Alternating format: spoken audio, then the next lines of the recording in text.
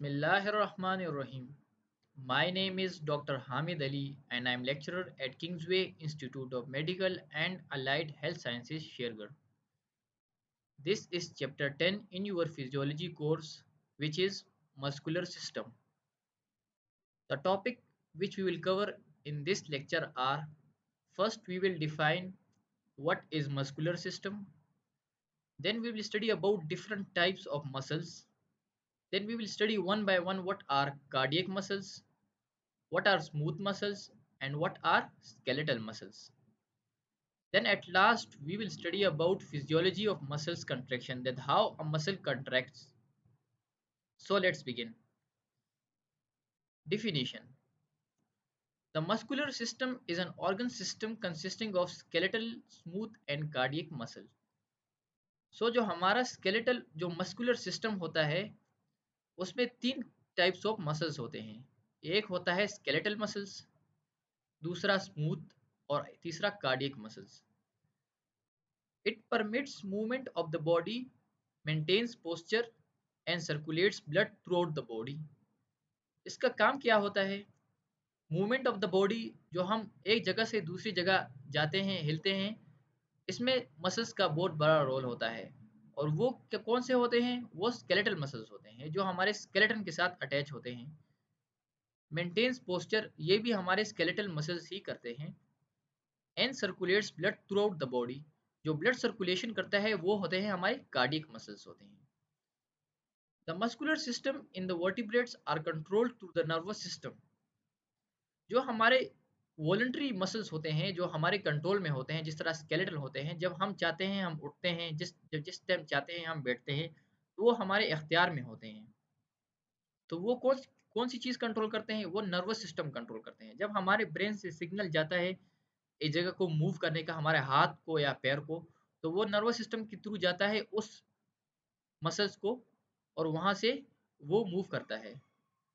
Although some muscles such as cardiac muscles can be completely autonomous, और कुछ muscles हमारे body में होते हैं वो ऑटोनोमस होते हैं यानी ऑटोमेटिक होते हैं. वो कौन से होते हैं? वो कार्डियक मसल्स होते हैं जो हमारे दिल के होते हैं. वो हमारे कंट्रोल में नहीं होते, वो जब से हम पैदा होते हैं और जब तक हम मरते हैं चलते रहते हैं और हमें पता भी नहीं चलता.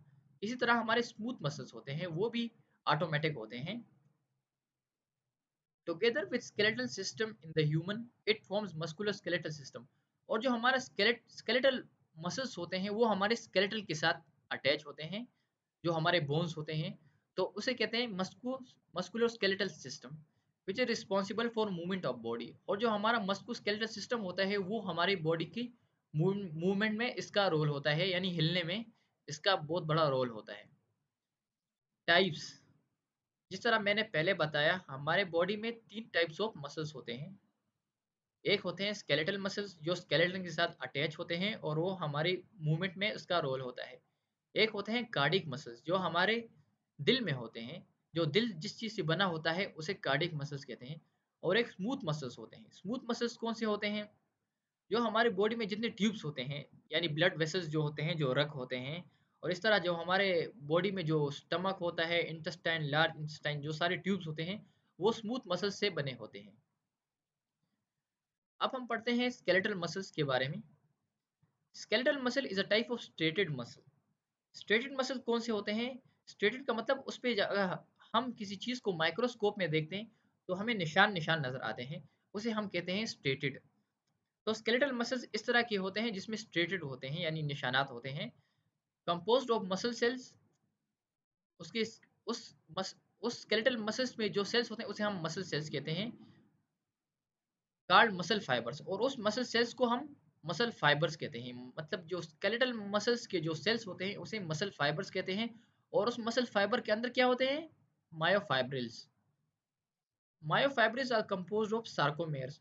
और जो हमारे सेल होता है जिसे मसल फाइबर कहते हैं उसके अंदर मायोफाइब्रिल्स होते हैं. और मायोफाइब्रिल्स किस चीज़ से बने होते हैं? सार्कोमेयर्स. यानी मायोफाइब्रिल्स के अंदर सार्कोमेयर्स होते हैं, the basic building blocks of striated muscle tissue. और उस सार्कोमेयर ही की वजह से हमें माइक्रोस्कोप में वो स्ट्रेटेड नजर आते हैं.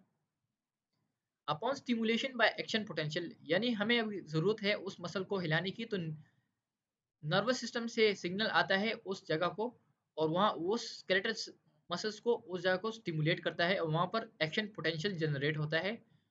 और क्या होता है, skeletal muscles perform a coordinated contraction by shortening each sarcomere. तो जो मायोफाइब्रस के अंदर जो सार्कोमेयर होता है वो कंट्रैक्ट हो जाता है यानी छोटा हो जाता है, और वो मसल्स को खींच, वो मसल जो है वो किसी बोर को साथ खींचता है, और वो मसल्स क्या कहते हैं, वो मूवमेंट में उसका रोल होता है। ये है हमारा डायग्राम स्केलेटल मसल का। ये आप देख सकते हैं, ये बोन के साथ मसल अटैच होता है। इसके अंदर जो है ये ऊपर जो इसका लेयर होती है उसे हम ईपी मीजियम कहते हैं। इसके अंदर जो है मुख्तलिफ किस्म के और ट्यूब्स होते हैं जिसे हम फेसिकल कहते हैं। उस फेसिकल के अंदर जो सेल्स होते हैं उसे हम मसल फाइबर्स कहते हैं, और मसल फाइबर के अंदर फिर सार्कोमेयर होते हैं। जब अंदर इस मसल फाइबर्स अंदर सार्कोमेयर जो कंट्रैक्ट करते हैं तो इसका ये मसल जो है ये कंट्रैक्ट होते हैं और ये अपने साथ दूसरे बोन को खींचते हैं, और इसी तरह हम मूवमेंट करते हैं। अब हम देखते हैं कि स्केलेटल मसल्स किस तरह काम करते हैं, यानी किस तरह कंट्रैक्ट करते हैं। The best proposed model for understanding contraction is the sliding filament model of muscle contraction. जो मॉडल पेश किया गया है उसे कहते हैं स्लाइडिंग फिलामेंट मॉडल। ये मॉडल आपको बताता है कि मसल्स जो हैं, स्केलेटल मसल्स, ये किस तरह कंट्रैक्ट करते हैं। ये इसकी स्टेटमेंट क्या है? With in the sarcomere, actin and myosin fibres overlap in the contractile motion towards each other. हमारे पास मसल फाइबर्स होते हैं जो कि मसल सेल्स होते हैं। उसके अंदर मायोफाइब्रल्स होते हैं, यानी सेल के अंदर इस तरह के मायोफाइब्रल्स, हजारों मायोफाइब्रल्स होते हैं। तो उसमें क्या होते हैं, उसमें एक्टिन एंड मायोसिन फिलामेंट्स होते हैं। ये आप देख सकते हैं, ये एक्टिन है और ये मायोसिन फिलामेंट्स हैं। ये एक दूसरे के साथ ओवरलैप हैं यानी अटैच्ड हैं। The myosin filaments have club-shaped myosin heads that project towards the actin filaments। और जो myosin filaments हैं उसके हेड पे क्या होते हैं, उसका हेड्स होते हैं यानी सर होते हैं, और वो एक्टिन फिलामेंट्स के साथ अटैच हो सकते हैं and provide attachment points on binding sites for actin filaments.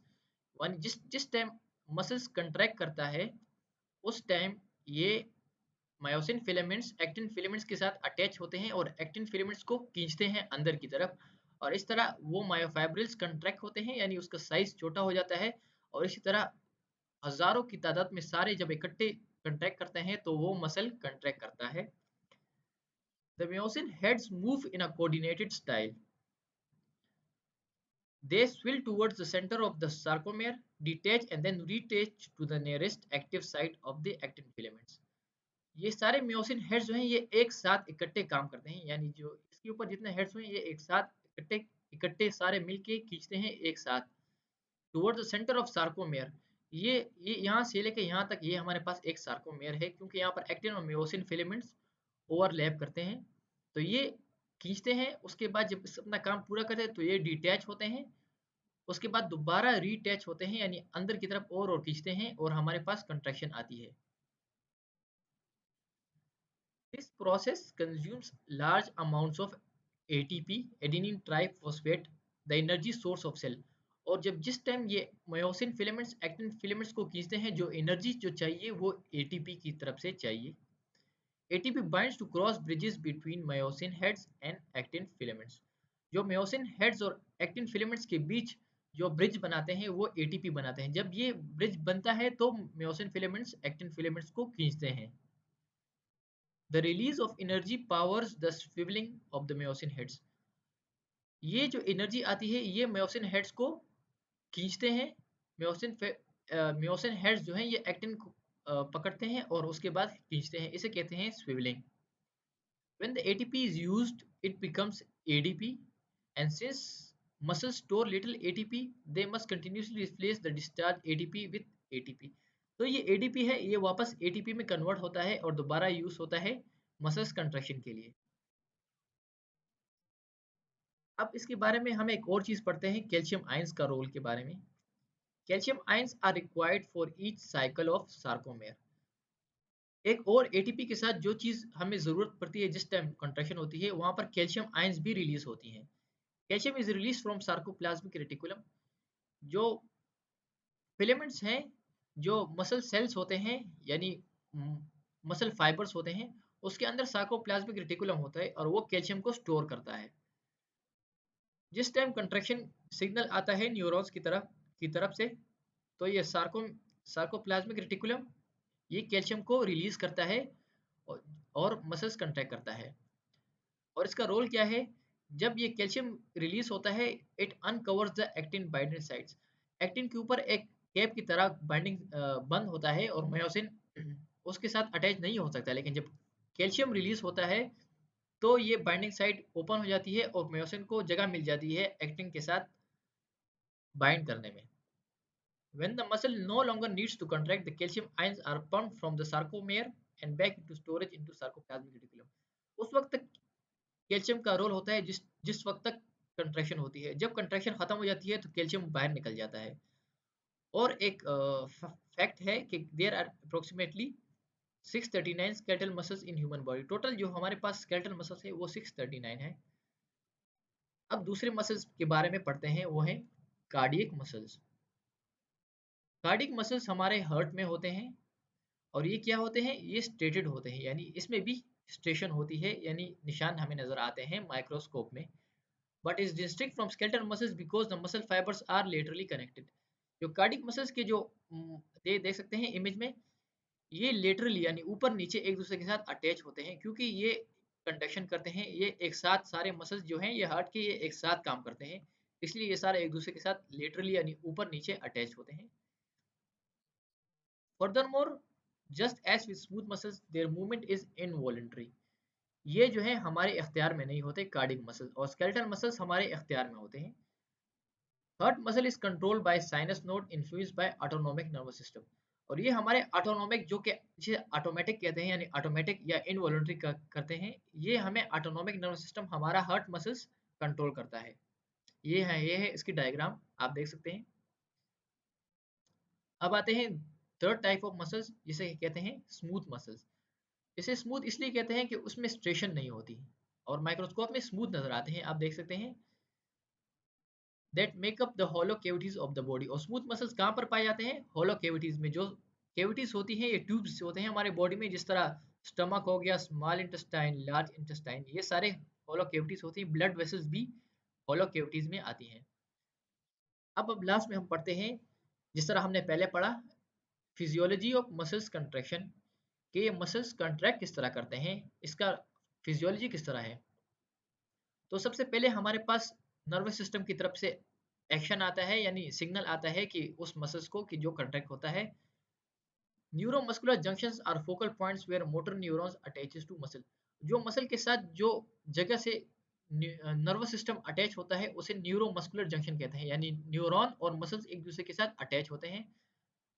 उस एरिया में acetylcholine, a neurotransmitter used in skeletal muscle contraction, is released from the axon terminal of nerve cell with when an action potential reaches to the microscopic junction called synapses. हमारे पास उस junction में acetyl choline release होता है और वो signal देता है synapses में, जहां पर मसल्स और न्यूरॉन अटैच होते हैं, वहां वो सिग्नल जाता है मसल्स पे। फिर क्या होता है? A group of chemical messengers cross the synapses and stimulate the formation of electrical changes.